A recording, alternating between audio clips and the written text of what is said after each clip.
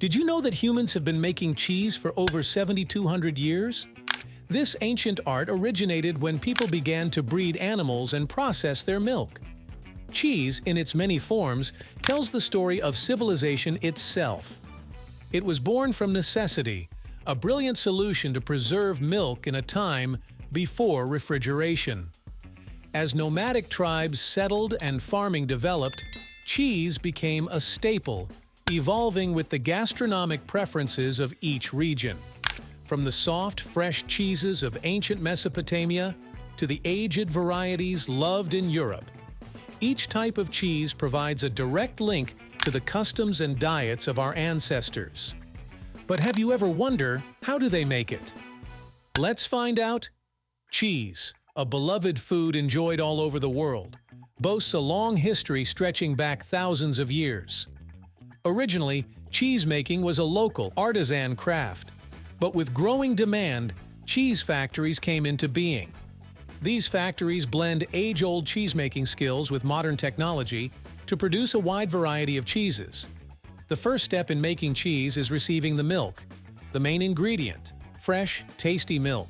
Depending on the type of cheese, this could be cow's milk, goat's milk, sheep's milk, or a mix of these. Milk usually arrives at the factory in large tanker trucks from dairy farms, often carrying thousands of gallons. Upon arrival, the milk is tested to ensure it's of high quality and meets the specific needs for the cheese being produced. It is then gently warmed up, giving it a comforting, warm bath. Some cheeses, like cheddar and Swiss, are made using whole milk. Others, such as mozzarella and ricotta, are made from skim milk.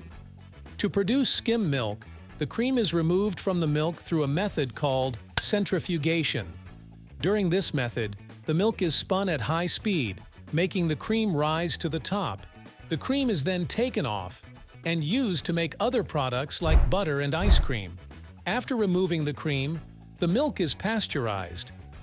Pasteurization is a method that heats the milk to a high temperature to kill any harmful bacteria. This is a crucial step to ensure the cheese is safe. The process starts with pasteurization to keep the milk free from harmful bacteria and maintain its quality.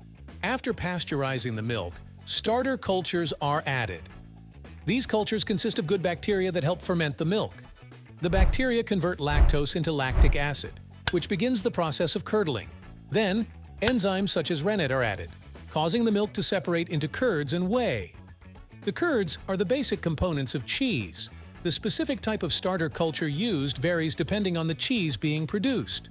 For instance, the starter culture for cheddar cheese is different from that used for mozzarella cheese.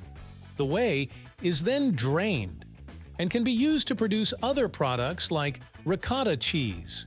Once curdled, the curds are cut into small pieces, with the size varying based on the type of cheese being made. For instance, cheddar cheese curds are typically larger than those for mozzarella. The curds are then heated to a specific temperature, which helps remove more whey and enhances the cheese's texture. Following this, the curds undergo pressing and draining, steps that remove excess whey and shape the cheese's final texture and flavor. These stages are crucial for defining the cheese's characteristics and ensuring quality in the final product. The details change based on the type of cheese being made. It's important to note that the pressure used and how long the curds drain help make each cheese unique. After draining, the curds are pressed into molds. This pressure helps to extract any leftover whey and shapes the cheese into its final form. The type of molds used, whether traditional or innovative, adds a visual appeal to the final product. This shaping step is key in defining the cheese's surface area, which impacts how it ages and ripens. The following step involves enhancing the flavor.